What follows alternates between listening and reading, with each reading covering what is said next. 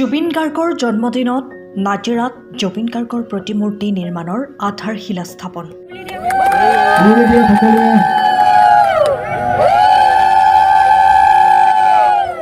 আজি অসমীয়াৰ হিয়াৰামঠু হাৰ্টথ্ৰব জুবিন গাৰ্গৰ উপজাতি। আজি ৰাজ্যবাসীয়ে শ্ৰদ্ধাৰে সুঁৱৰিছে শিল্পীগৰাকীক।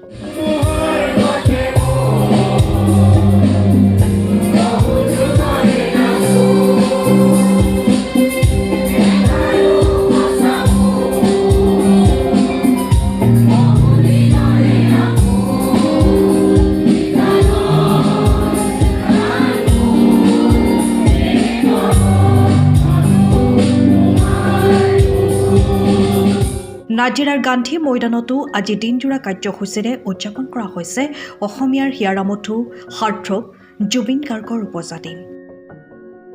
নাজিৰাৰ গান্ধী ময়দানত 1 কোটি টকাৰ ব্যয়েৰে অসমীয়াৰ হিয়াৰামঠু হাৰ্টথ্ৰব জুবিন গাৰ্গৰ এটি প্ৰতিমূৰ্তিৰ আধাৰশিলা স্থাপন কৰে টাই আহোম উন্নয়ন পৰিষদৰ অধ্যক্ষ ময়ূৰ বৰগোহাঁই। অসমৰে নহয়, আমাৰ আজিৰ তাৰিখত সমগ্ৰ বিশ্বৰে হিয়াৰামঠু আমাৰ প্ৰাণৰ শিল্পী জুবিন গাৰ্গ ডাঙৰীয়া 53 সংখ্যক যি জন্মদিন, সেই জন্মদিন আজি আমাৰ নাজিৰা পৌৰসভা আৰু শিৱসাগৰ পৌৰসভাৰ শিমলুগুৰি পৌৰসভাৰ উদ্যোগত ইয়াত অনুষ্ঠিত কৰা হৈছে। আৰু এই শুভ ক্ষণত শুভ দিনতেই আমাৰ প্ৰাণৰ শিল্পীজনৰ এটা প্ৰতিমূৰ্তি আমি আধাৰশিলা স্থাপন কৰিছোঁ। 2খন পৌৰসভাৰ উদ্যোগত নিৰ্মাণ হ'ব আৰু খুব সুন্দৰভাৱে ইয়াত নিৰ্মাণ হ'ব। ইয়াত দেখিছে আমাৰ জাতিৰ পিতা মহাত্মা গান্ধীদেৱৰ প্ৰতিমূৰ্তি আছে, আৰু বিষ্ণু ৰাভা কলা, জ্যোতিপ্ৰসাদ আগৰৱালা, আমাৰ ডক্টৰ ভূপেন হাজৰিকা ডাঙৰীয়াৰ প্ৰতিমূৰ্তি আছে।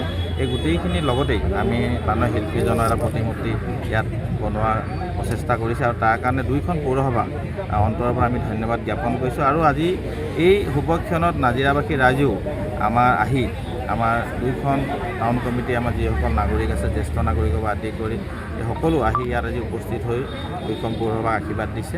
আৰু খুব সোনকালে খুব এটা সুন্দৰ পৰিৱেশৰ মাজত, যিহেতু এই গান্ধী মৈদামত যথেষ্ট আন্তঃগাঁথনিৰ প্ৰয়োজন আছে, আন্তঃগাঁথনিক ধৰি বাকী যি আমাৰ প্ৰতিমূৰ্তি আছে সকলোখিনি প্ৰতিমূৰ্তি সামৰি খুব ধুনীয়াকৈ এখন আমি ইয়াত পাৰ্ক নিৰ্মাণ কৰা হ'ব।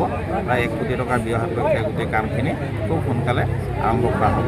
আৰু আমি দেখিছোঁ যে প্ৰাণৰ শিল্পীজনৰ প্ৰতিমূৰ্তি স্থাপন কৰিবলৈ যাওঁতে আমি এখন নাগৰিক সভা অনুষ্ঠিত কৰিছিলোঁ, আৰু নাগৰিক সভা সম্পূৰ্ণ নিয়ম নীতি মতে আমাৰ গণতন্ত্ৰৰ 4ৰ্থ স্তম্ভ শ্ৰদ্ধাৰ সংবাদ মাধ্যমৰ সংবাদদাতাসকলো আপোনালোকে উপস্থিত আছিল, আৰু সকলো ৰাইজৰ সৰ্বসন্মতি সিদ্ধান্ত মৰ্মে আমি ইয়াত এই প্ৰতিমূৰ্তিটো স্থাপনৰ কাৰণে আমি আগবাঢ়িছিলোঁ।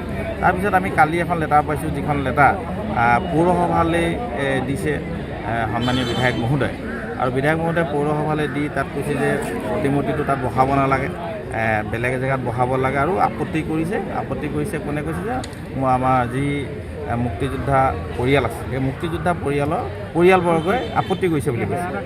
তাৰপিছত আমি যিকেইজন মানুহৰ নাম লৈ তেওঁ মেনশ্যন কৰিছে, আমি সেইখন তেওঁলোকৰ লগত যোগাযোগ কৰিলোঁ। তেওঁলোকে কৈছে যে এইটো সম্পূৰ্ণ মিছা কথা কৈছে বিধায়কে, আমি কোনো আপত্তি কৰা নাই। আৰু তেওঁলোকে যে আপত্তি কৰা নাই, ইতিমধ্যে পৌৰসভালৈ আৰু উপায়ুক্ত মহলে এখন তেওঁলোকে পত্ৰও প্ৰেৰণ কৰিছে যে ইমান প্ৰাণৰ শিল্পীজনে এটা প্ৰতিমূৰ্তি স্থাপন কৰাৰ সময়ত এই এটা কথা লৈ যিটো মানে এটা তেওঁ ৰাজনীতি কৰিছে বুলি ক'ব লাগিব। এইটো অতি দুৰ্ভাগ্যজনক নাজিৰাবাসীৰ কাৰণে, কিয়নো এনেকুৱা ধৰণৰ যদি ডেভেলপমেণ্টৰ কামত যদি সকলো সময়তে বাধা দি থাকে, তেনেহ'লে কামবোৰ আগবঢ়াত যথেষ্ট অসুবিধা হয়। যি আমাৰ 2জনকৈ মুক্তিযোদ্ধা ফেমিলি পৰিয়ালবৰ্গে ইতিমধ্যে আমাৰ জিলা উপায়ুক্তলৈও লিখিছে আৰু পৌৰসভালৈও লিখিছে, তেওঁলোকৰ ইয়াত কোনো আপত্তি নাই।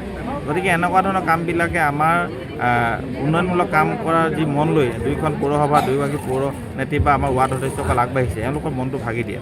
গতিকে আপোনালোকৰ মাধ্যমৰ যোগেদি আমি বিধায়ক মহললৈ অনুৰোধ জনাইছোঁ, আপোনালোকে বেলেগ মঞ্চত ৰাজনীতি কৰিব, এইটো একো ডাঙৰ কথা নাই, কৰিবই, কিন্তু এইখন এখন পবিত্ৰ মঞ্চ, জুবিন গাৰ্গক লৈ ৰাজনীতি কৰাৰ যিটো প্ৰক্ৰিয়া আপোনালোকে আৰম্ভ কৰিছে, সেইটো আপোনালোকে এৰি দিয়ক। আৰু এনেকৈ যদি ৰাজনীতিয়ে কৰিবলৈ মন আছে, সন্মুখ সময়লৈ আহি কৰক। এই ধৰণে বেলেগ মানুহৰ আঁৰলৈ, যি এতিয়া এইবাৰ মুক্তিযোদ্ধাসকলৰ আঁৰলৈ যি ধৰণে ৰাজনীতি কৰিছে, এইটো অতি দুৰ্ভাগ্যজনক।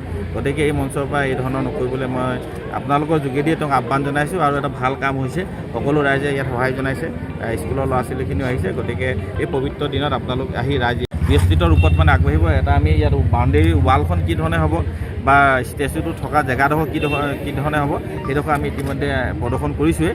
আৰু আমাৰ প্ৰতিমূৰ্তিটো আমাৰ ভাৰতবৰ্ষৰ এজন প্ৰখ্যাত ভাস্কৰ্য শিল্পী আমাৰ ডক্টৰ বীৰেন সিংহ ছাৰে নিৰ্মাণ কৰি আছে।